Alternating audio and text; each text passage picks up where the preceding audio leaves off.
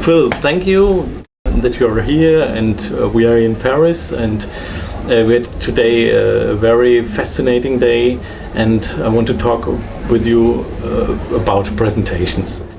Maybe you can introduce yourself in 2 or 3 sentences. 2 or 3 sentences, yeah. Okay. Well, first, it's a great pleasure to be with you, Matthias, as always. So my name's Phil, and I work for a company called Ideas on Stage, which I founded a couple of years ago, well, in fact 4 years ago, with my good friend Pierre Morsa. And so my role in the company is I'm the Chief Inspiration Officer. So Ideas on Stage is specializing in presentation skills and helping people to get their ideas across in ways which are interesting and effective and memorable.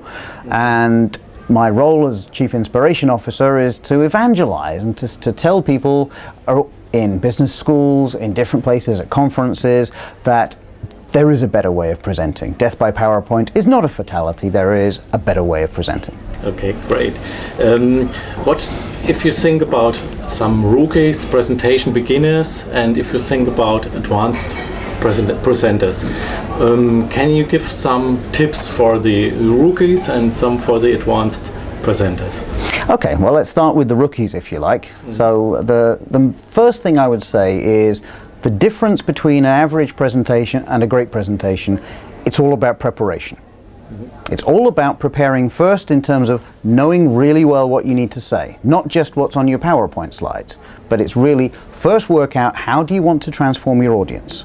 How do you want to be changing them in some way? What is your clear objective? Because if you haven't got a clear objective, you're sure you're not going to achieve it. So you've got to have a clear objective. And then work out what you're going to say. Then work on your PowerPoint slides. That's the preparation, right? But first work out what you need to say, and then how do you want to illustrate it? A lot of rookie presenters make the mistake of preparing their slides and then optionally thinking, what am I going to say while this is on the screen behind me?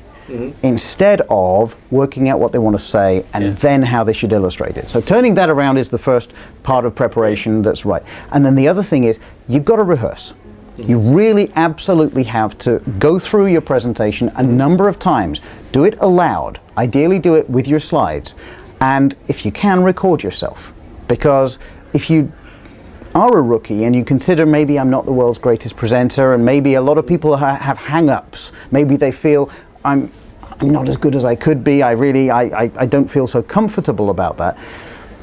You just need to understand, those people who are really good, that you see on YouTube, that you see on TED.com, that you're comparing yourself with, the difference is they're not any better than you are, but they prepared and they rehearsed a lot. So seriously, if you get the preparation right, the rest will follow. Okay. So that's what I'd say certainly for rookies. For advanced presenters, I would focus really on the transformation. Because you can probably tell a story pretty well, and storytelling is important, but really focus on your audience. Because the key part, the key ingredient of any great presentation is the audience. The great British Prime Minister Benjamin Disraeli said, I'm sure you heard this, talk to a man about himself and he will listen for hours. So you've got to have the audience in there. It's got to be about them, something that can touch them. And so you've got to ask yourself very simply, what do they know before I'm presenting? But that's not enough. That's generally people think, what do they know before, what do they need to know afterwards, and they just fill it with information. That's not the aim. If you want to give people information, give them a document. It's just so much more powerful. However, if you really want to be transforming them, ask yourself, what do they believe before my presentation? What do they feel? Right? This is where we're moving a little bit down from the head, but down into the heart and into the gut. What do they really feel? And then, what is it that they do in relation to your subject? And if you can work on those questions and really just get deep down inside your audience and think, okay, that's how they were before, and then you ask the questions in reverse order afterwards. What do I want them to do afterwards? Right? So this is what they're doing before. Maybe they're not buying my product. Maybe they're buying a competitor's product. What do I want them to do afterwards? Well, I want them to buy mine. What do I need them to feel after my talk so that they will buy my product instead of the competitors? You maybe need them to feel comfortable where previously they were feeling skeptical. Maybe you need them to feel enthusiastic. Maybe you need them to feel curious. Maybe you just need them to feel motivated or something. And then you can think, What do I need them to believe so that they feel that? And the last question then is, what do they need to know? And if you don't ask yourself these transformation questions and you just think about what do they need to know after my talk, then you just stick with information. When you ask yourself about believing and feeling and doing, then you actually get into real transformation. And you find that you don't actually need that much information in your presentation. You just need to move people. It makes the presentation more compact and... Yeah, you end up with a shorter presentation. It's much easier to digest for the audience, and it's so much more effective. Okay, great.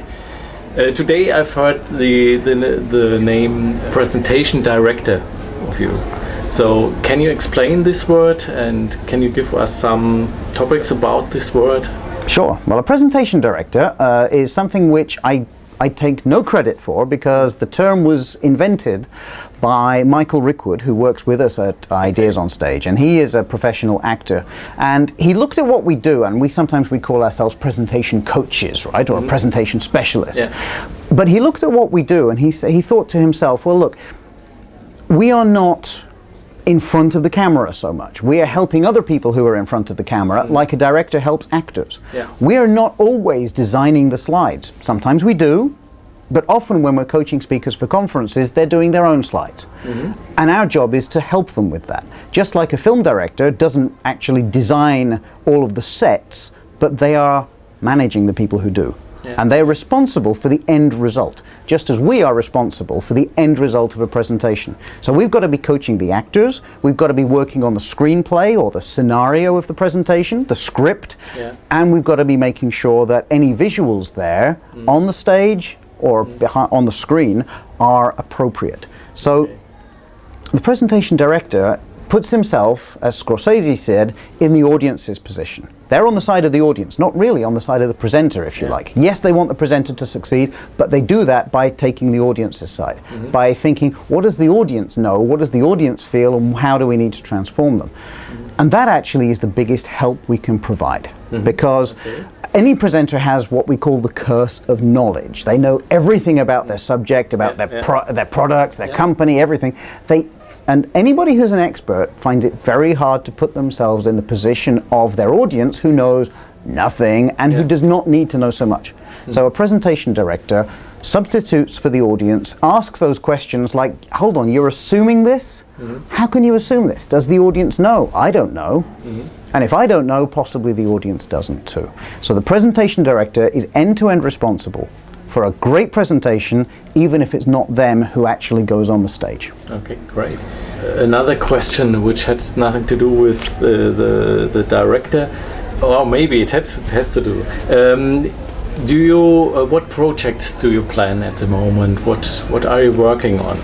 Well, we've been working on a lot of events recently. Our most recent one that we were working on was the TEDx for the World Bank Group, where we coached a number of speakers from all around the world to deliver some really powerful talks on ending poverty. So that was a really fun project. And we've done a lot of events in the last month. So now we're in a situation where we're working in particular on our book. So we're working on Presentation 2.0, the new art of business presenting, which we're hoping to come out sometime in the new year. So we're really working hard to finish that.